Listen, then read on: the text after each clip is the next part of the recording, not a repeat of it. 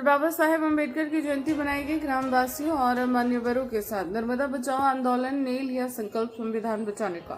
वरिष्ठ समाजसेवी एवं नर्मदा बचाओ आंदोलन नेत्री मेघा पाटकर दीदी के साथ डॉक्टर अब्दुल रशीद पटेल, समाजसेवी अब्दुल सादिक चंदेरी, पेंशनर जिलाध्यक्ष विजय कुमार जैन, सक्रिय कार्यकर्ताओं और नन्हे मुन्ने बच्चों के साथ दी गई श्रद्धांजलि। बाबा साहेब अम्बेडकर की श्रद्धांजलि के मौके पर बड़वानी मध्य प्रदेश में बाबा साहेब अम्बेडकर उद्यान में नर्मदा घाटी के ग्रामवासी साथी भाई बहन एकत्रित हुए। सभी ने बाबा साहेब की प्रतिमा पर फूलहार चढ़ाए और नारे दिए, संविधान अमर रहे, बाबा साहेब अमर रहे।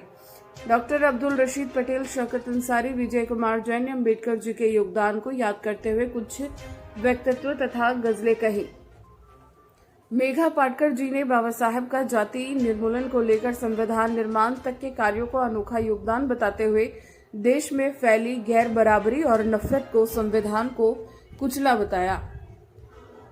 इस मौके पर कमला यादव, राहुल यादव, प्रतीक पाढ़ेन, भगवान सेप्टा, कैलाश जी यादव, छोटू भाई जैसे सभी इस कार्यक्रम में सहभागी हुए। आज अम्बेडकर पार्क पहुंचे। 14 अप्रैल को बाबा साहेब अम्बेडकर की जयंती मनाते हुए हम बहुत कुछ प्रेरणा पाए, क्योंकि बाबा साहब ने 2 साल 15 महीने दिन 300 लोगों की संविधान सभा के साथ, लेकिन खुद पूरे देशों की संविधान के अभ्यास करके भारतीय संविधान बनाया। आज भी वही आधार है। अगर हम चाहते हैं कि हर नागरिक को, जो मतदाता होता है तो नागरिक भी होता है, केवल मतदाता नहीं, इसमें से अन्नदाता होते हैं, सेवादाता होते हैं, तो उन सभी को उनके हर बुनियादी अधिकार मिले। यही संविधान का उद्देश्य, समता, न्याय, धर्मनिरपेक्षता और 1976 में जुड़ा समाजवाद, ये सभी मूल्य है, केवल शब्द नहीं। और उसके तहत आज जो आर्थिक गैर बराबरी फैली हुई है, जो बीभत्स रूप ले चुकी है, कोई 1000 करोड़ रुपया दिन के कमाता है और 400 रुपया दिन की मजदूरी नहीं मिलती है।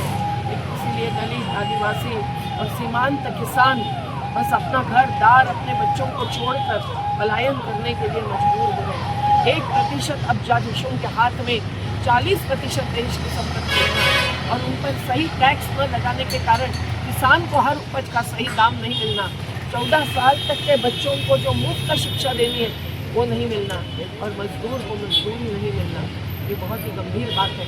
और जो कुदरत पर हमला हो रहा है विकास के नाम पर मुनाफाखोरी कमाने के लिए, इससे जल, जंगल, जमीन, पहाड़ सब कुछ खतरे में है। न केवल हिमालय लेकिन अपना सतपुड़ा भी और पश्चिम घाट भी। तो आज ऐसी स्थिति में जो भुगत रहे हैं, वो गरीब है, वो श्रमिक है, वो मेहनत कश है और उनके ही घर पर बुलडोजर चलता है, तब शहर की एक एक बस्ती भी हमको बचानी पड़ती है। एक एक गांव को बड़े बांध हो या बड़ी परियोजनाएं इससे ख़त्म करते हैं तो उनको अधिकार भी कानून और न्यायालयीन आदेश के अनुसार नहीं मिलता है, तो लड़ना पड़ता है। आज बाबा साहब के ये प्रेरणा लेकर कि उन्होंने किस प्रकार से आंदोलन भी किया, लेखन भी किया और जल जंगल जमीन को बचाया और सभी को जगाया। वो केवल दलितों के नहीं, हिंदू महिलाओं को वारसाई हक देने वाले भी तो बाबा साहब अम्बेडकर थे। तो वो सभी देश के नागरिकों के लड़ने वाले पहले विधि मंत्री थे, जिन्होंने जो श्रम कानून लाए वो आज खत्म हो रहे हैं। तो कैसे लड़ेंगे श्रमिक हक की लड़ाई, ये सवाल है। जाति धर्मों के असलों को अपने को नकारना जरूरी है और एकता, एकजुटता और समानता, न्याय को हासिल करना जरूरी है।